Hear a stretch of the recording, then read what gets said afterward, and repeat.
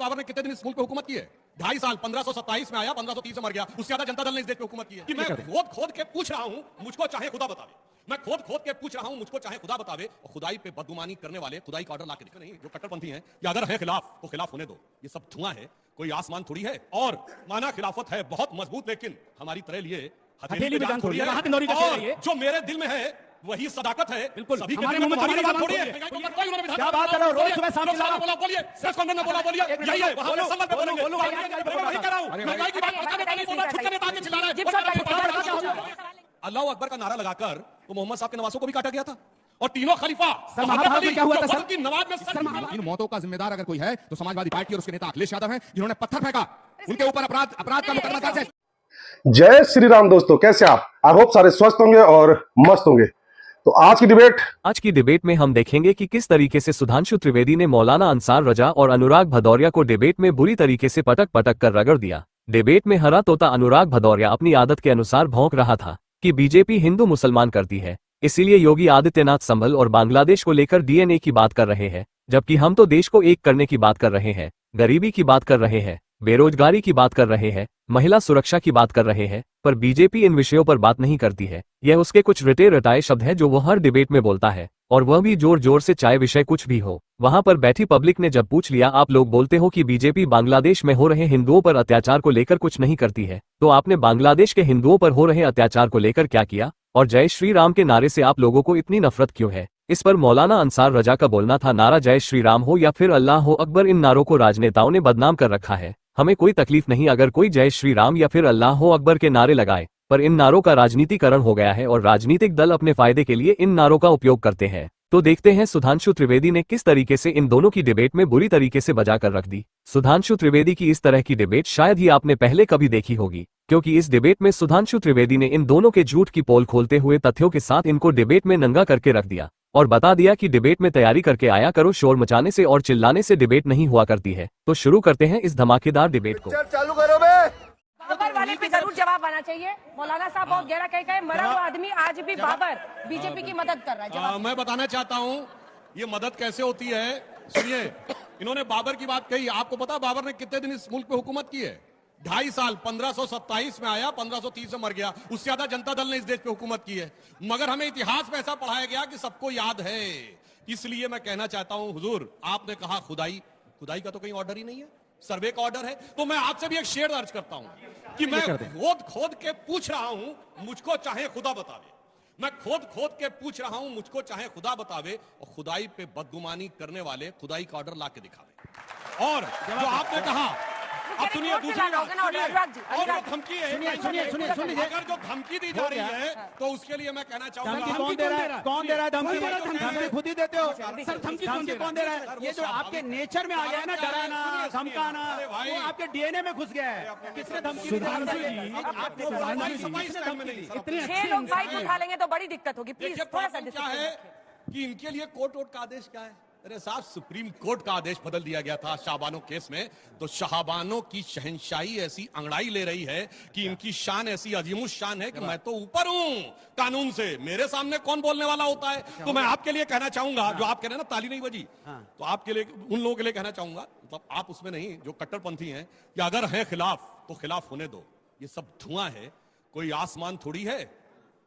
और माना खिलाफत है बहुत मजबूत, लेकिन हमारी तरह लिए हथेली पे जान थोड़ी है। और जो मेरे दिल में है वही सदाकत है। बिल्कुल सभी के दिल में तुम्हारी जबान थोड़ी है। वो ये है अनुराग भदौरिया जी। सवाल ये है, वैसे एक बात मौलाना साहब गलत बोल गए। अरे सुन लीजिए, मरा हुआ व्यक्ति कुछ नहीं कर सकता, मैं उसको मरा वर्ड नहीं कहूंगा। देखिए साहब, ऐसा है कि मृत्यु के बाद भी बहुत कुछ किया जा सकता है। मदर टेरेसा को सेंट इस आधार पर मिला था कि मृत्यु के बाद उनकी आत्मा ने 2 लोगों की बीमारी प्रार्थना से ठीक कर दी। तो बहुत सोच समझ के बोलिएगा, मदर टेरेसा को सेंट दिया गया इस आधार पर। सवाल ये है, सुधांशु जी की जिम्मेदारी बनती है कि समस्याओं पे कुछ चर्चा कर लें। अगर आपको राहत इंदौरी के शेर सुनाने का इतना शौक है, कोई अखाड़ा ज्वाइन कर लीजिए। ये वो लोग हैं जो हमें आपको लड़ा के लाशों पे राजनीति करना चाहते हैं और आप ताली पीट रहे हो इनकी राजनीति पे। हम बात कर रहे हैं बेरोजगारी महंगाई पे, बात कर रहे हैं डीएनए पे। फर्क देखिए इनके मेरे सोच में। हम बात कर रहे हैं किसान को एमएसपी की गारंटी इनको भी डराने लगे। ये बात किसकी कर रहे हैं? बांग्लादेश अब इनको भी डराने लगे। सुनिए मेरी बात जल्दी बांग्लादेश में हिंदुओं पे अन्याय, एक मिनट रुकिए, बांग्लादेश में हिंदुओं पे अन्याय हो रहा है, हिंदुओं पे अत्याचार हो रहा है। सरकार भारतीय जनता पार्टी की है, ये पता से उठ के क्या बोलते हैं? विपक्ष कुछ नहीं बोल रहा है, विपक्ष नहीं बोल रहा है। आप क्या कर रहे हो? झुंझुना बजा रहे हो सरकार में। क्यों नहीं बोलते आप? क्यों नहीं बोलते आप वहां पे बांग्लादेश पे? लाल आंखें कहां चली गई? कहां चलेंगी लाल आंखें? विपक्ष को लाल आंखें दिखाएंगे। विपक्ष के लिए इनके ईडी सीबीआई है, लेकिन बांग्लादेश पे बोलने के लिए इनके लिए मुंह में जबान नहीं है, क्योंकि ये अत्याचार विपक्ष पे कर सकते हैं लेकिन बांग्लादेश के खिलाफ नहीं बोलेंगे, क्योंकि हिंदुओं पे अत्याचार हो रहा है ना। इनको तो राजनीति हिंदुस्तान में करनी है, हिंदुस्तान में हमें आपको लड़ाना है, लेकिन बांग्लादेश पे नहीं बोलेंगे। ये इनकी आदत हो गई है। अखिलेश यादव का बयान दिखाइए आपके मुद्दे के ऊपर, महंगाई के ऊपर। कोई उन्होंने विधानसभा क्या बात कर रहे हो? रोज सुबह शाम चिल्ला रहा हूं। बोला, बोलिए प्रेस कॉन्फ्रेंस में बोला, बोलिए यही है। वहां पे संबल पे बोलेंगे, डीएनए पे बोलेंगे, और यहाँ आके चिल्लाएंगे। नहीं बोल रहा हूँ महंगाई बेरोजगारी, आप तो बोले भी नहीं।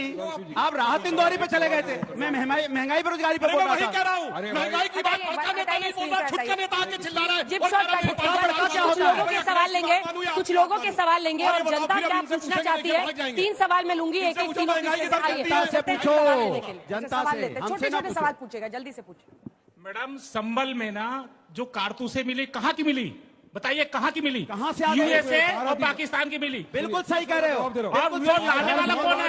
लाने वाला कौन है? और राहुल गांधी जी जाते ना नफरत फैलाते, राहुल गांधी ही नफरत फैलाते। और बांग्लादेश के ऊपर जब महिलाओं पे अत्याचार हुआ, आप लोग क्यों नहीं बोले? मान लीजिए बीजेपी नहीं बोल रही, चुप है। हम तो बोल रहे हैं, आपके सामने बोल रहे हैं। ये बांग्लादेश पर नहीं है, गाजा पे बोलते हैं, आपके सामने बोल रहे हैं। अरे सवाल प्लीज। एक्चुअली मुझे एक चीज समझ में नहीं आती है कि जय श्री राम से इतनी ज्यादा प्रॉब्लम क्या होती है कि इस बात पे इतने ज्यादा दंगे हो जाते हैं। इट जस्ट कि लोग वो है श्रद्धालु है, श्री राम बोल रहे हैं, उससे इतना प्रॉब्लम की इतनी लड़ाई हो जाती है संभल जैसे एंड देन बांग्लादेशी में कि हर चीज उसमें क्यों आ जाती है। ठीक है, वहां पर जय श्री राम के नारे लगे, वहां पर अल्लाह अकबर के भी नारे लग रहे थे जब सर्वे हो रहा था तो मस्जिद के बाहर, और ये ऑन रिकॉर्ड डीएम ने बताया है। जय श्री राम बोलने पर पत्थरबाजी हो जाएगी, क्यों होगी? देखिए सारा फोकस इस पर हो गया कि वहां धार्मिक नारे लगे थे, इसलिए हुआ। चाहे जय श्री राम बोला जाए, चाहे जय सिया राम बोला जाए, हमको इस नारे पर कोई एतराज नहीं है। हर चीज का एक मौका महल होता है। आज इन दोनों नारों को दोनों तरफ से बदनाम किया गया है, दोनों तरफ से बदनाम किया गया है। हिंदू मजहब भी बदनाम हुआ है, मुस्लिम मजहब भी बदनाम हुआ है इन नारों। एक मिनट, मैं बहस करने नहीं, सही बोला उन्होंने। अब आप बांग्लादेश बार बार बात कर रहे हैं। हम सुधांशु त्रिवेदी जी से गुजारिश करते हैं कि सरकार आपकी है, सारा तंत्र आपका है, किसने आपको रोका है खाली भारत में भाषण देके कि बांग्लादेश के हिंदुओं पे अत्याचार? आगे बढ़िए, पूरा देश के मुसलमान आपके साथ है। बिठा दीजिए बांग्लादेश को। कौन मना कर रहा है आपको भाई? किसने रोका है? बिठा दीजिए बांग्लादेश को। भारत सरकार का स्टैंड बहुत क्लियर है। विदेश मंत्रालय के सचिव ने 1 नहीं 3 बार कहा है। और एक और बात समझिए, अगर ट्रंप ने भी ट्वीट किया है तो ऐसे ही नहीं किया है साहब। भारत में और विश्व में जब हिंदुओं का प्रभाव दिख रहा है तब ट्रंप को समझ में आ गया बांग्लादेश में हिंसा हो रही है। मगर सुनिए, राहुल गांधी, अब सुनिए, अब एक बात और कह दूं, एक बात सर, अपने टर्न पे सर, इन्होंने कहा कि जय श्री राम का नारा लगा के कुछ गलत हो या अल्लाह अकबर का लगा के गलत हो तो वो गलत है ना, यही आपने कहा। मगर मैं पूरे अदब से कहना चाहूंगा, अल्लाह अकबर का नारा लगाकर तो मोहम्मद साहब के नवासों को भी काटा गया था, और तीनों खलीफा। सर महाभारत में क्या हुआ था सर? की नमाज में सर महाभारत में क्या हुआ था सर? उनका सर काटा गया अल्लाह अकबर। सर महाभारत में क्या हुआ था? सुनिए, महाभारत में क्या हुआ? आपके बीच में बोला क्या उन्होंने? चुप रहिएगा, बताना तो चुप रहिए। बता रहा हूँ, सुनिए तो। आप करबला चलेगा, महाभारत नहीं जा रहे हैं। क्या तरीका है? नहीं, आप करबला चलेगा, महाभारत नहीं जा रहे हैं। आप महाभारत की बात नहीं करते, करबला की बात बता रहा हूँ, सुनिए। महाभारत में कौन सा मुसलमान था? कहते हैं नाराए तकबीर, और ये अल्लामा इकबाल ने लिखा है कि ये क्या तमाशा हुआ इस्लाम की तकदीर के साथ, कत्ल शब्बीर हुए नाराए तकबीर के साथ। हमारे यहाँ जय श्री राम कहेगा, किसी का गला नहीं काटेंगे। मगर आपके यहाँ ये अल्लामा इकबाल ने कहा। उनसे बड़े जानकार आप हैं क्या इस्लाम के? भाई नहीं है ना। किसने इनकार किया इस चीज से? अपना मजहब पढ़ लीजिए, फिर ज्ञान लीजिए। पढ़ रहा हूँ सर, मैं तो हमारे सर मुझे पढ़ा हुआ है, लेकिन वो इस्लाम नहीं पढ़ा, आप बताते हैं। और वैसे एक बात बता दूं, जय श्री राम वॉर क्राई है और सर तन से जुदा सेक्युलरिज्म का सुंदर संगीत है। आचार्य जी, ये वहां पर जय श्री राम के नारे लगे थे इसलिए वहां भीड़ हिंसक हो गई, इस तरह की बात करना बहुत डिससर्विस है। कोर्ट के ऑर्डर से वहां पर गया था और इस बात का पूरा प्रमाण है कि जाते वक्त कुछ लोगों ने वहां पर नारा जरूर लगाया था, लेकिन वहां तो लगातार बाहर में अल्लाह अकबर के नारे भी लग रहे थे सभी के दौरान। ये कहाँ रुकेगा, कहाँ तक जाएगा ये? मैं समाजवादी पार्टी के नेता अनुराग भदौरिया से पूछना चाहता हूं कि पहले आप भीड़ को भड़काते हैं, फिर आप दंगा फैलाते हैं, फिर आप डेलीगेशन भिजवाते हैं, लोगों को मरवाते हैं, मुआवजा भिजवाते हैं, अपनी सियासत चमकाते हैं। इन मौतों का जिम्मेदार अगर कोई है तो समाजवादी पार्टी और उसके नेता अखिलेश यादव हैं, जिन्होंने पत्थर फेंका। उनके ऊपर अपराध का मुकदमा दर्ज है। सुनिए मैं कहना चाहता हूं, आपके सांसद ने जो तकरीरें की हैं, इन मौतों का जिम्मेदार वो सांसद भी है और उस सांसद को बचाने वाले अखिलेश यादव हैं। खुलेआम आरोप है। क्या आखिर सुबह 6 बजे 10,000 की भीड़ इकट्ठा कैसे हो गई? बोलो विष्णु जैन जी। और सुनिए, अगर पुलिस प्रशासन सख्ती से कार्रवाई नहीं करता तो ना विष्णु जैन बचते, ना वहां का प्रशासन बचता। हो गया। अब देखिए, सवाल यह है कि उत्तर प्रदेश में सरकार है भारतीय जनता पार्टी की। पुलिस प्रशासन अगर चौकन्ना होता, अगर प्रशासन ने वहां पे पूरी तरह से उनका एलआई डिपार्टमेंट, इंटेलिजेंस डिपार्टमेंट काम कर रहा होता तो आज इन बच्चों की मौत नहीं होती और ना वहां दंगा होता। क्योंकि आपका ड्रोन सिस्टम क्या कर रहा था, पुलिस सिस्टम क्या कर रहा था, सैनिटाइज क्यों नहीं किया आपने चारों तरफ से? आपकी नाकामी की वजह से लोगों की मौतें हो जाती है। इसी तरह रामगोपाल मिश्रा की मौत आपकी नाकामी से हुई, दंगा आपकी नाकामी से हो रहा है। और आज ये दंगा अगर समाजवादी पार्टी सरकार में होता और श्री अखिलेश यादव चीफ मिनिस्टर होते, यही सब लोग मिलकर चिल्ला रहे होते, दंगा हो गया, मुख्यमंत्री जी इस्तीफा दो, अखिलेश यादव जी इस्तीफा दो, ये करते थे। आज जब यहां पे दंगा हो गया है तो दोषी किसको ठहरा रहा है? पूरा हिंदुस्तान। ये मिलकर दोषी किसको ठहराते हैं? विपक्ष को, जो हम सत्ता में नहीं है। पुलिस इनके पास है, ये इंक्वायरी करें, पता लगाएं कौन है दोषी, उस पर कार्रवाई करें। किसने रोका आपको? ठीक है। अच्छा, सुधांशु जी और विष्णु जी सारे मुद्दों पे बोलना ठीक है। अनुराग जी सारे मुद्दों पे बोलना ठीक है। महंगाई पे बोलना चाहिए, बेरोजगारी पे बोलना चाहिए, क्राइम पे बोलना चाहिए, लेकिन हमारे अस्तित्व और अस्मिता से जो मुद्दा जुड़ा है वो कैसे चुप रह सकते हैं? हमारे अस्तित्व आई होप कि आपको डिबेट पसंद आएगी। डिबेट पसंद है लाइक कीजिए, शेयर कीजिए और चैनल पर रहे तो सब्सक्राइब कीजिए। मिलता हूं फिर किसी नई डिबेट के साथ, तब तक जय श्री राम।